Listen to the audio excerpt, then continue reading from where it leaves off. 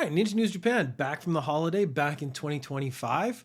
My throat's really rough because they've introduced a chai milk tea, which has become my favorite drink, which means I'm drinking it every morning, but it gives me a really rough throat. And I didn't think about it being podcast day. I shouldn't have had it until after I did the podcast. I apologize. We're going to do a lot of editing this episode as I harumph my way through this episode. We've talked about all through the latter part of 2024, dark part-time jobs. These are jobs you go on the internet to find, and they say oh, here's a quick way to make money. And then you find out you're committing a crime. You find out you're committing fraud.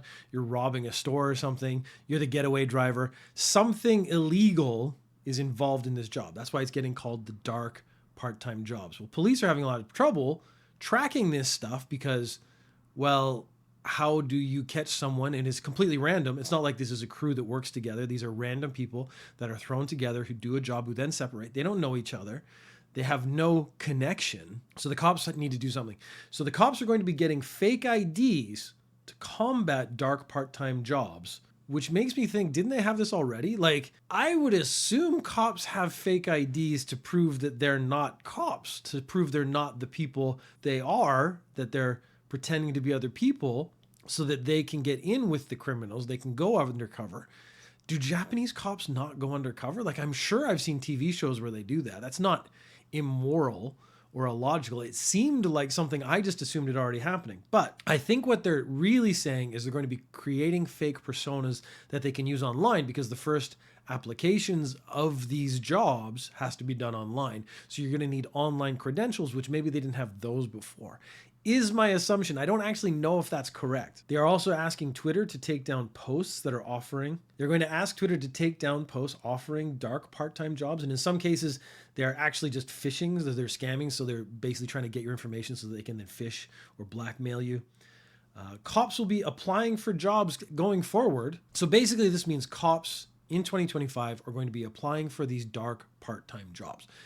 My question is, how long before we get to the point where the cop takes the dark part-time job, sees it as a viable opportunity, and then actually commits the crime? A man was detained for abandonment leading to death. So he left someone who is sick or injured, and that person eventually died. That, I guess, not rendering aid or calling for help is a crime. I don't know much about this. This is one where I would need a lawyer to give me some information as to what the actual crime is, because maybe just walking away from something isn't a crime because you're not involved and you don't want to get involved. Is there an obligation? That's a whole other thing. And they have the Good Samaritans Act in some countries where you kind of have to help out if you see someone in trouble. Lawyer tells him not to answer any questions. Very reasonable piece of lawyering advice. It's advice you should take. I'm not a lawyer, but any lawyer will tell you when the cops ask you questions, don't answer any questions. Just don't say anything because they're not there to help you. The lawyer then gives this guy a t-shirt that says, "I refuse questioning," in Japanese. So he has a t-shirt he's wearing that says, "I refuse questioning." I'm wearing a t-shirt that right now that says Golden Harvest Presentation because I like Kung Fu movies. So this is representative of, I guess, what you're feeling or thinking. So I feel like Kung Fu movies are good and they need to be promoted. This man was feeling, his lawyer certainly was feeling, I don't think I should be talking to the cops about anything. So he's wearing this t-shirt that says, "I refuse questioning," making it blatantly clear that when the cops come in and ask him questions, he's not going to answer. And the answer is written on his chest. It is very visible. This is problematic for the police. The police want to say he never denied questioning or something. They want to twist it. I mean, the day after he receives this brand new t-shirt from his lawyer that says, "I refuse questioning," the police confiscate the shirt.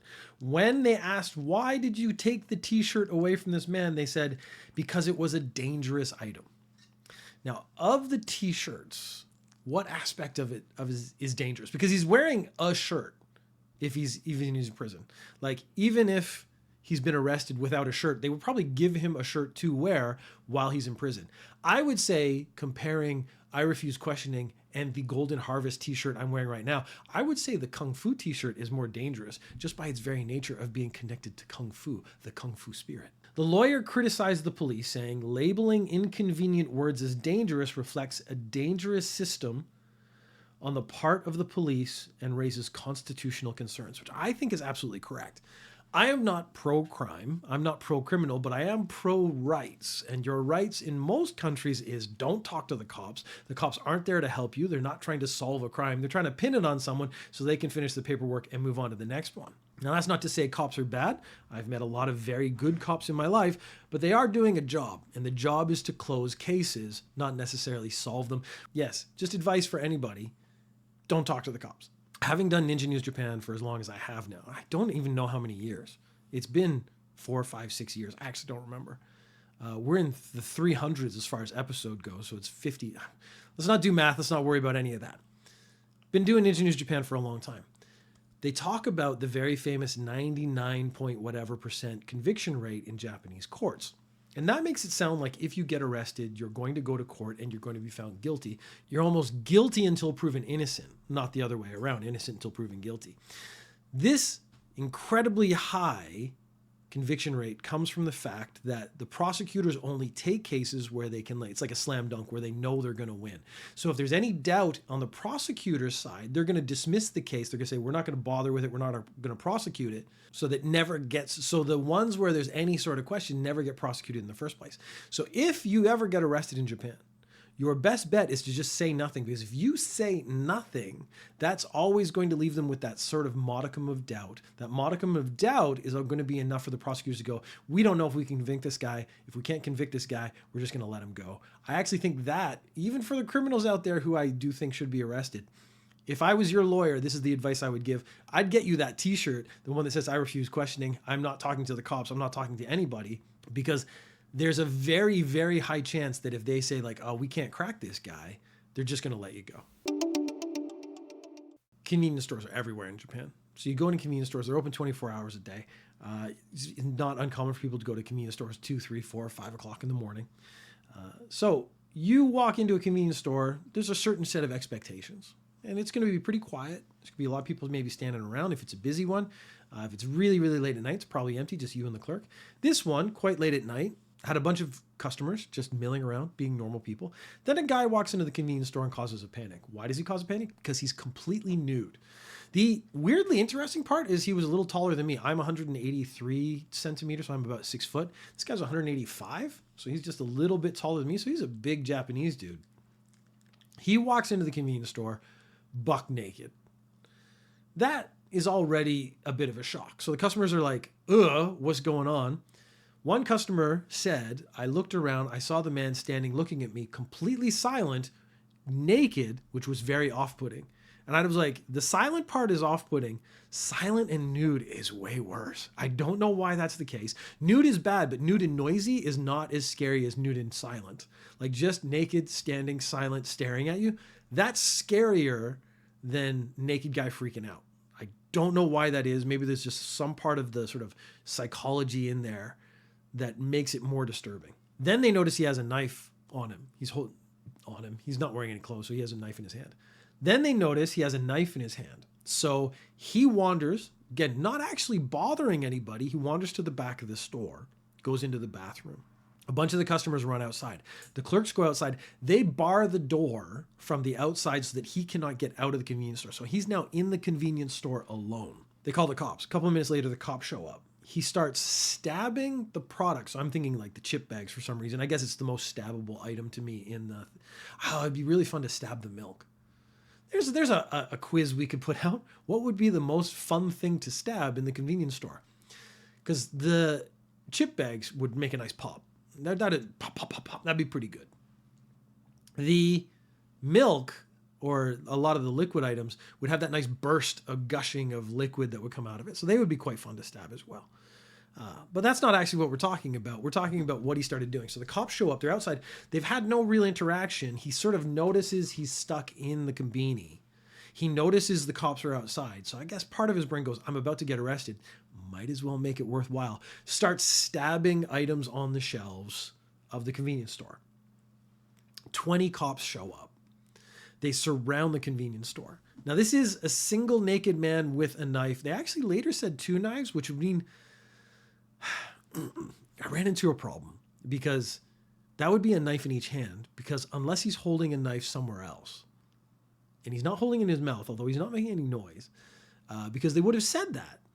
So it seems like maybe he was holding both knives in one hand or something. I don't know. Something happened there because it started out the story. I read a couple versions of the story. It said one said he had a knife, one said he had two knives, and one said he was suspected of having more than one knife. But when you're naked, your carrying capacity is very limited. That's the issue I ran into, not how many knives he actually had. If he had more than one knife, it would be very obvious because he's not got it hidden somewhere else. He's a naked man. Anyway, that's not actually relevant. 20 cops show up. They come in, they kind of storm the building. They push him to the ground. Nobody gets hurt. He gets arrested. It was interesting to me that it was a 20 cops showed up. Because again, once again, showing how safe Japan is. Because in America, this again, I only take all my information from the news, so I'm sure this isn't across the whole country, but the news stories you get would be naked man with knife gets shot by 2 or 3 cops. It would be pretty quick. Whereas in Japan, no one got hurt. He got taken down. Again, a story said how they did it, but I didn't want to count that because if I don't have confirmation from 2 or 3 sources kind of deal. Oh, we do know he's been arrested. We do know that nobody's hurt. Clearly something else is going on there. Like you don't take off all your clothes and say, I want to go to the convenience store. I'm going to bring a knife. Didn't seem to intend to hurt anybody with the knife, but then took it out on the products. Maybe he was anti-capitalism. And that actually is why you would get 20 cops showing up. There is a doctor at a cosmetic clinic, so a plastic surgeon, and she's had to make an apology online. While she was in Guam, she posted several pictures of herself going to a place where they train on cadavers.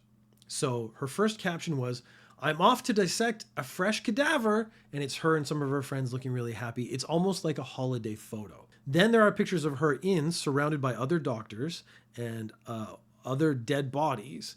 And she's blurred out some of the faces, but some are visible in the background because she didn't get them all. And she's throwing up the peace sign like every Japanese person does.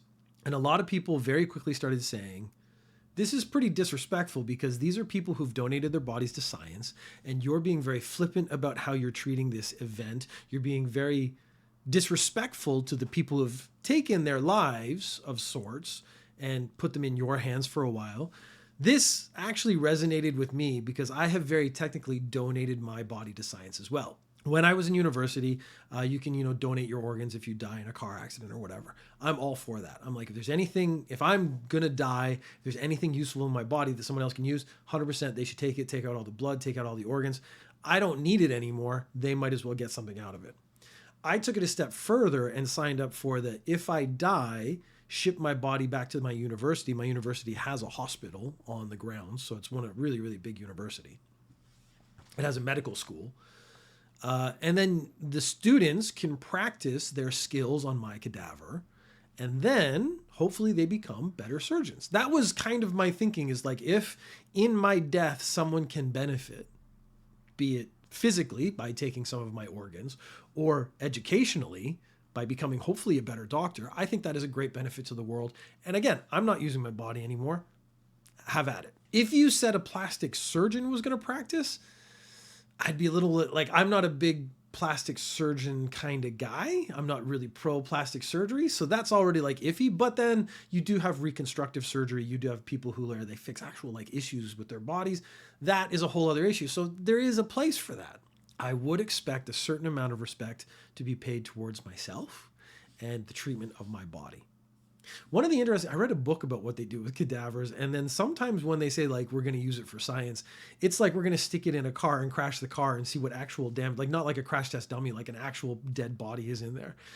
They like bury them so that they can do like in this environment, in this controlled environment, like so for CSI guys to practice. And I was like, actually, those are still valuable to society. So I wouldn't be as opposed to those, just so long as it gets treated with a certain amount of respect. The backlash of this lady basically being incredibly flippant, like this is a fun holiday thing that she's doing, was pretty quick. So of course she had to go on Twitter and she had to make a lot of apologies, but her apology is always tainted by the fact that she also justifies and explains what she's doing. So I thought reading some of those posts would be interesting.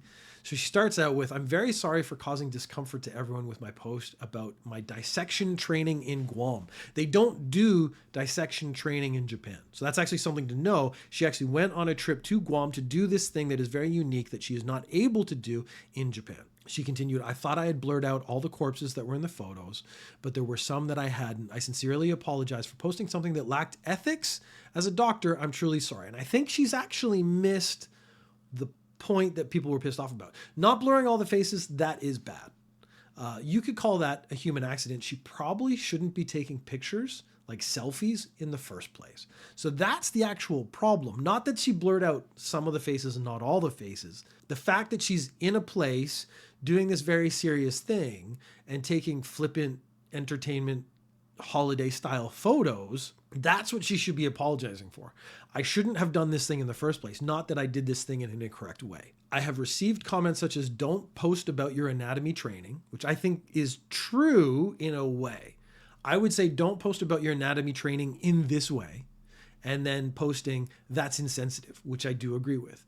She says, but I would like to explain the circumstances that led to my posting on social media below. As a doctor, the opportunity to dissect a fresh corpse in order to improve my anatomical, goddamn.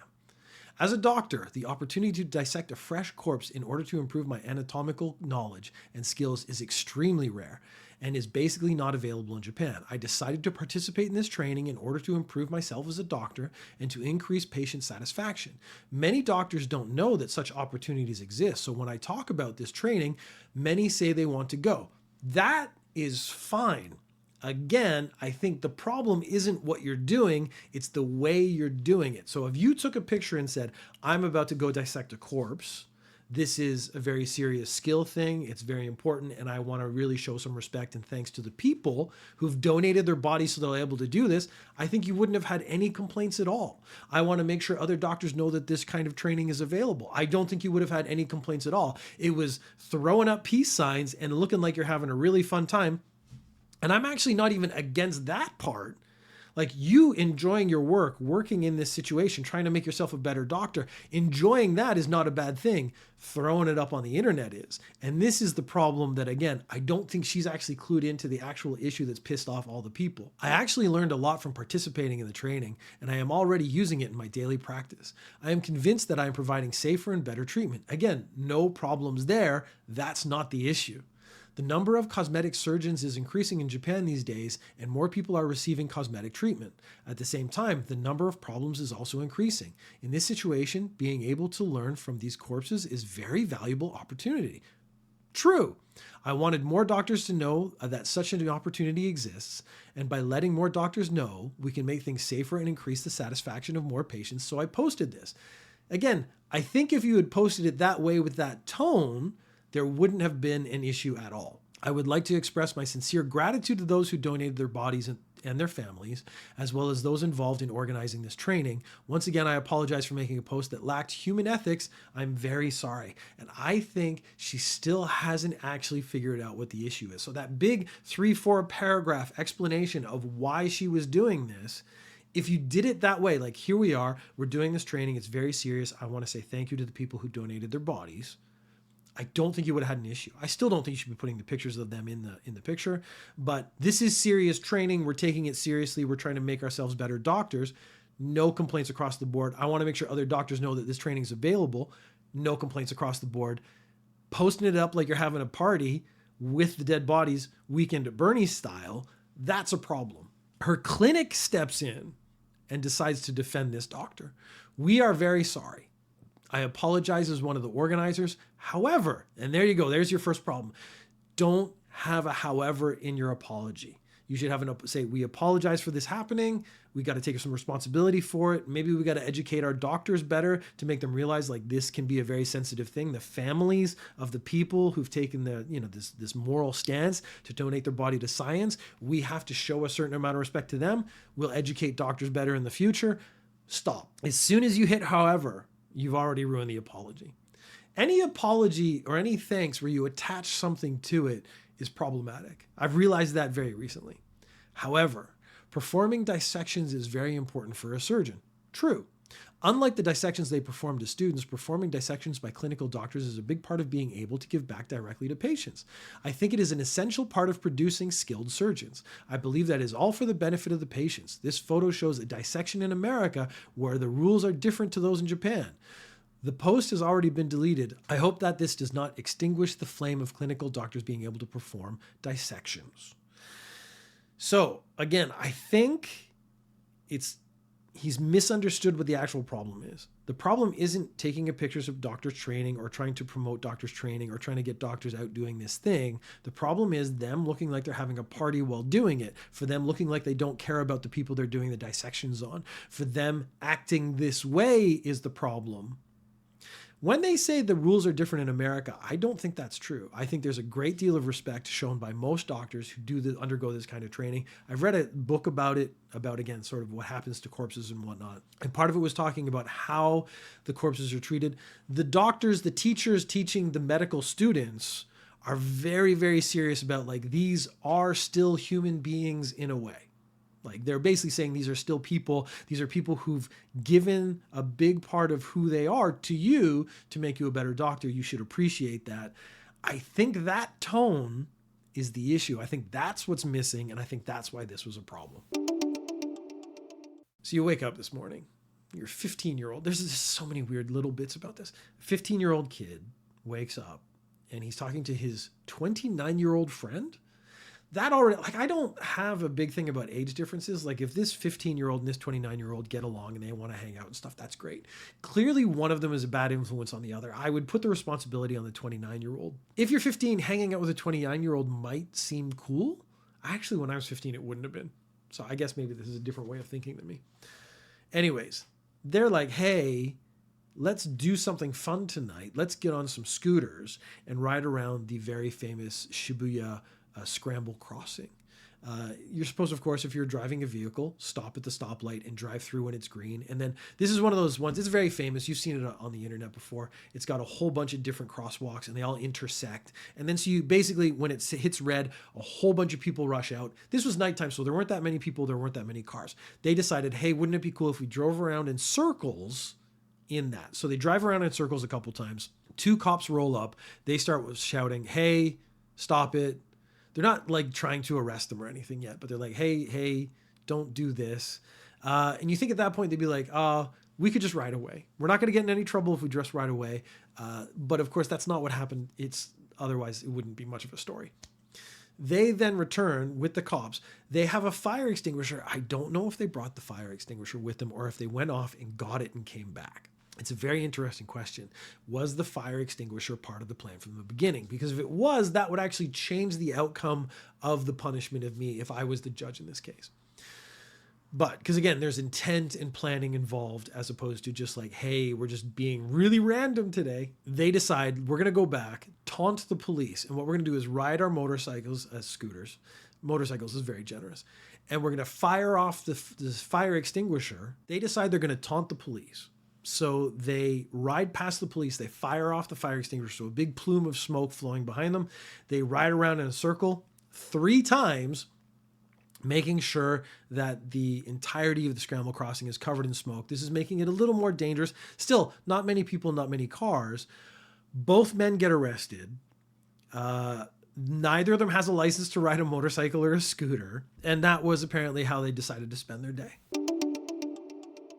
Okay, so there's a YouTuber called Kaiga Yokota from Osaka. And this guy said, I have a plan and I'm going to give people dating advice. But people aren't going to look at me and take dating advice. Like, this actually would be a real problem for me. Let's say I have a deep desire to get into the dating advice influencer sphere. I don't think people are going to look at a 52-year-old man who has no fashion sense and does not have like that kind of influencer lifestyle. People aren't going to take dating advice from me, despite the fact that in my youth, I was very successful at dating. I dated many people successfully. I think I would give pretty good dating advice because I dated several people for a long period of time and found satisfying relationships. Maybe that's the best way to put it. I did an interview way back, like we're talking like 15 years ago. These guys put out a guide to dating in Japan and I read the book and I'm like, this book is trash. And it was just a whole bunch of stories. It wasn't how to date. It was actually just like a diary of all these. I met this incredibly beautiful woman. I talked to her. I charmed her. We dated for a bit. We left and I moved on. So I ended up doing an interview with these guys for this old website I ran. And my first thought was, if you are meeting these incredible, amazing women, how is it none of these relationships have lasted? So like why? Because they want to claim it's not about numbers. Like, but the dating advice guys, it's always just about numbers. It's like it's volume. It has nothing to do with sort of, and then they say like volume and quality or that kind of thing. But if you actually meet a really high quality person who matches you really well and is really wonderful to be around, why wouldn't you stay with that person unless it's just about numbers? He really struggled with that. I don't remember what he said because again, it was so long ago. I should have tried to dig up that interview. But it was just really funny because it was clearly a big hole in the whole thing. Like if dating is to find companionship, which he, said, oh yeah, that's why you do it, which he obviously didn't really believe. And it's not about volume and it's not about numbers. How have none of your relationships lasted? So are these successful relationships? So if he was like, this is about numbers, we could have continued with what he's saying as being true. But that demonstrates sort of this like moral ambiguity that isn't accepted in society. So he couldn't say that. So when he actually said the thing that I knew he would say, which was this is about quality relationships, if none of them last, and you're saying that these are amazing women, then you're obviously a piece of shit guy. And that really stuck him. But I'm in the same situation. Like no one's going to listen to me and take dating advice from me. So what do? We're in a modern age, 2025 now. I get an AI avatar. I change my appearance to a young, very attractive woman, and I give dating advice as this avatar, then men are going to listen to me. It does lend more credence to my advice because I am a woman pretending to be. I'm pretending to be a woman and I'm telling you what I like. Therefore, the men would be like, hey, maybe if I actually do the things she says, then I could actually get a woman like her. Now, I think he was hoping to be mistaken for a real woman. I think that was given. And that he was making himself a very attractive woman so that people watching the videos would then try to, give him money for dating advice, try to talk to him with the distinct hope and desire that they would end up dating this AI avatar because they think it's a real woman. In June 2024, Miru Nanase had 90,000 followers on YouTube and used a Line account to make appointments and conversations. So you could sort of an official Line account, a Line is like a chat account. And you could send messages and pay money for sort of like to access to this to be able to talk to them more. It would be like, what Hustlers University, where you paid money to get into a Discord where they talked about how successful they are. But if you wanted to hear that conversation, you had to pay more money to get into a slightly different Discord. And it just goes on and on and on forever. December 5th, he was arrested for fraud. April to May, he took in 1.25 million yen, which sounds a lot, but it's not actually that much money.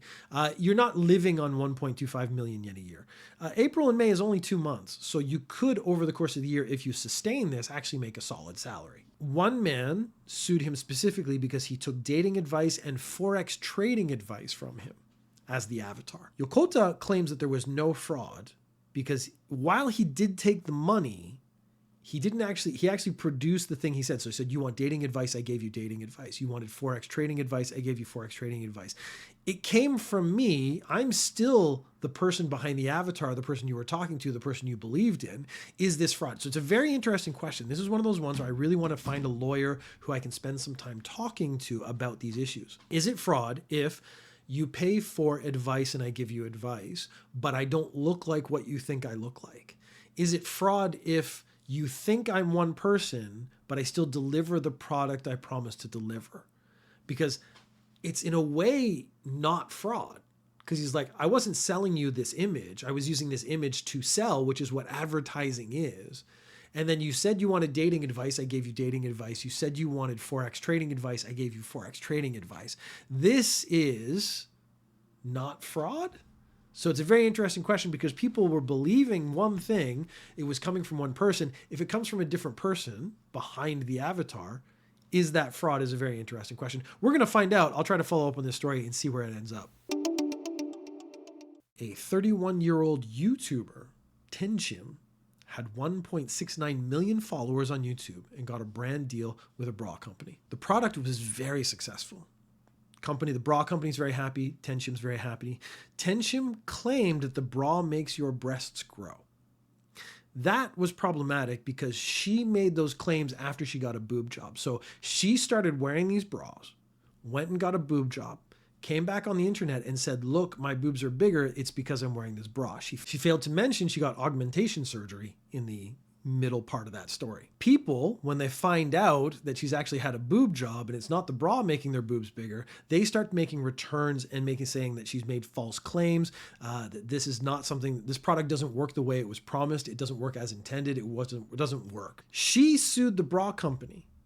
So the spokesperson sued the bra company to try to get more information about how they were spending money, because she's like saying, I need more information to be able to make some sort of decisions. This is a bit confusing. The company then countersues her for breach of contract to the tune of 384 million yen. So she's gotten paid some number similar to that, but they're saying our losses are now 384 million yen. It's like $2-3 million. Because instead of being honest in your spokesperson of this bra, you went ahead and made up a whole bunch of lies and made people buy bras under false pretenses, losing us a ton of money and image and respect and that other stuff. She then goes on X and starts complaining. This is another series of mistakes that she's made. She goes on X and she says, she talked about, maybe I have to go into bankruptcy. If I lose this court case, I'm going to have to go into bankruptcy. She loses the court case, changes her Twitter handle to I lost the court case. So that's, again, smart. And then later on, she goes, yes, I admit that one of the things that's happened is I've had an application for real estate rejected. But of course that's going to happen. She actually admits this. If you go around talking about bankruptcy on the internet, when you go to apply for a house or an apartment or something, I'm assuming she lives in Tokyo, so it's very expensive. They're going to look at that and go, oh, she's about to go bankrupt. Let's not sell her an apartment. She finished off this whole thing with, I'm an idiot. And Ninja News Japan agrees.